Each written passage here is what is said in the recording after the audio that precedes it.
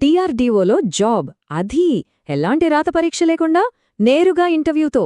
వినడానికి చాలా బావుంది గదా? అవును, defence research and development organisation అంటే మన డిఆర్డీఓ సరిగ్గా ఇలాంటి ఒక అద్భుతమైన అవకాశాన్ని ప్రకటించింది. దీని గురించిన పూర్తి వివరాలు ఇప్పుడు చూద్దాం. సో ఈ రిక్రూట్మెంట్ ఎక్కడ్నుంచి అంటే డిఆర్డీఓ కింద పనిచేసే ఒక చాలా ముఖ్యమైన lab, defence institute of high altitude research, shortcut DIHAR అంటారు. పేర్లోనే ఉంది కదా హై ఆల్టిట్యూడ్ అని. అంటే లేహ్ లడక్ లాంటి అత్యంత ఎత్తైన క్లిష్టమైన ప్రదేశాల్లో మన దేశ రక్షణ కోసం కీలకమైన పరిశోధనలు చేసే సంస్థనమాట. అలాంటి చోట పనిచేసే అవకాశమిది. అసలు ఈ నోటిఫికేషన్ ఎందుకంత స్పెషల్? ఫస్ట్ పాయింట్, దీనికి ఎలాంటి రాత పరీక్ష లేదు, జస్ట్ డైరెక్ట్ వాకిన్ ఇంటర్వ్యూ అంతే. ఇక రెండవది స్టైపెండ్, నెలకు ఏకంగా 67,000 రూపాయల వరకు వచ్చే ఛాన్సుంది. అంతేకాదు, మొత్తం 25 ఖాళీలున్నాయి. ఇది చాలా మంచి నంబర్ కదా? సరే, ఇప్పుడు ఇందులో ఏ పోస్టులున్నాయో చూద్దాం. ముఖ్యంగా 2 రకాల రోల్సున్నాయి. ఒకటి జూనియర్ రీసెర్చ్ ఫెలో అంటే జేఆర్ఎఫ్, రెండోది రీసెర్చ్ అసోసియేట్ అంటే ఆర్ఏ. ఈ రెండింటికీ తేడా ఏంటో ఇప్పుడు తెలుసుకుందాం. చూడండి, ఈ 2 రోల్స్కి చాలా క్లియర్ తేడా ఉంది. జేఆర్ఎఫ్ అంటే జూనియర్ రీసెర్చ్ ఫెలో. ఇది ఒక రకంగా ఎంట్రీ లెవెల్ లాంటిది. రీసెర్చ్ ఫీల్డ్లోకి ఇప్పుడే అడుగు పెట్టాలనుకునే బీటెక్ లేదా ఎంటెక్ ఫ్రెషర్స్కి ఇది ఒక సూపర్ స్టార్టింగ్ పాయింట్. అదే రీసెర్చ్ అసోసియేట్ అంటే ఆర్య విషయానికొస్తే ఇది కొంచెం సీనియర్ రోల్. ఆల్రెడీ ఎంటెక్ చేసి రీసెర్చ్లో కొంత ఎక్స్పీరియన్స్ ఉన్న వాళ్ల కోసం ఈ పోస్ట్ అన్నమాట.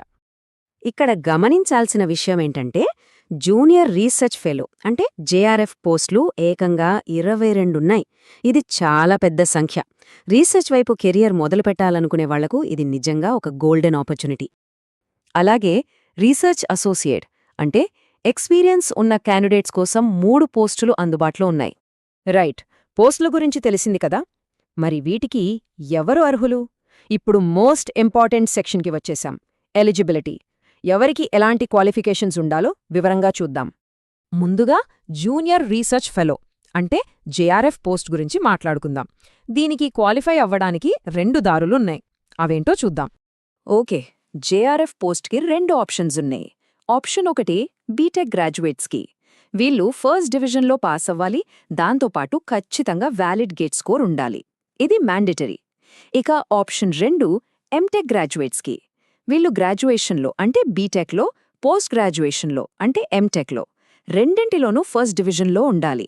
వీళ్లకున్న అడ్వాంటేజ్ ఏంటంటే గేట్ స్కోర్ అవసరం లేదు. సో తేడా క్లియర్గా ఉంది కదా. ఇప్పుడు ఈ జేఆర్ఎఫ్ ఖాళీలు ఏ బ్రాంచ్ వాళ్లకున్నాయో చూద్దాం.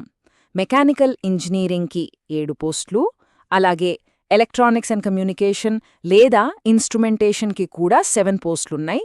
ఇవి 2 ఎక్కువున్నాయి. ఆ తర్వాత కంప్యూటర్ సైన్స్ లేదా ఐటీ వాళ్లకు 5 పోస్టులున్నాయి. సివిల్ ఇంజనీరింగ్కి 2, ఇక ఎంటెక్లో మెటీరియల్ సైన్స్ లేదా ఫిజిక్స్ చదివిన వాళ్లకు 1 పోస్ట్ కేటాయించారు. సో ఎవరి బ్రాంచ్కి తగ్గ పోస్టులు వాళ్లు చూసుకోవచ్చు. ఇక వయస్సు విషయానికి వస్తే జేఆర్ఎఫ్ పోస్ట్కి అప్లై చేయడానికి గరిష్ట వయస్సు 28 సంవత్సరాలు. అయితే ప్రభుత్వ నిబంధనల ప్రకారం ఎస్సీ, ఎస్టీ, ఓబీసీ కేటగిరీల వారికి ఏజ్ రిలాక్సేషన్ వర్తిస్తుంది. ఓకే, ఇప్పుడు రీసెర్చ్ అసోసియేట్ అంటే ఆర్ఏ పోస్ట్ క్వాలిఫికేషన్స్ చూద్దాం. ఇవి కొంచెం స్ట్రిక్ట్గా ఉంటాయి.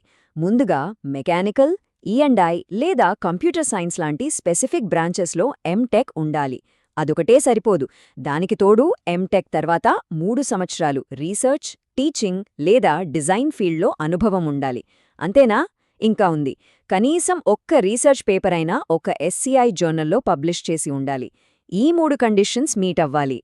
రీసెర్చ్ అసోసియేట్ పోస్టుకి గరిష్ట వయో పరిమితి 35 సంవత్సరాలు. ఇక్కడ కూడా ప్రభుత్వ రూల్స్ ప్రకారం రిజర్వ్డ్ కేటగిరీల వారికి ఏజ్ రిలాక్సేషన్ ఉంటుంది. రైట్, అర్హతలు అవి చూశాం కదా. ఇక అందరూ ఎదురుచూసే విషయం స్టైపెండ్ అంటే నెలకి జీతం ఎంత వస్తుందో మాట్లాడుకుందాం. జూనియర్ రీసెర్చ్ ఫెలోస్కి నెలకు 37,000 రూపాయలు స్టైపెండ్గా ఇస్తారు. ఇది మాత్రమే కాదు, దీనికి అదనంగా రూల్స్ ప్రకారం హౌస్ రెంట్ అలవెన్స్ అంటే హెచ్ఆర్ఏ కూడా వస్తుంది. ఇక రీసెర్చ్ అసోసియేట్ విషయానికి వస్తే స్టైపెండ్ చాలా బాగుంది. నెలకు ఏకంగా 67,000 రూపాయలు, ప్లస్ దీనిక్కూడా హెచ్ఆర్ఏ అదనం. ఎక్స్పీరియన్స్ ఉన్నవాళ్లకి ఇది నిజంగా ఒక మంచి ప్యాకేజ్.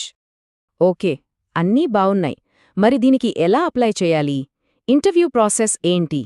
ఆ స్టెప్ బై స్టెప్ గైడ్ ఇప్పుడు చూద్దాం. ముందుగా డేట్ నోట్ చేసుకోండి.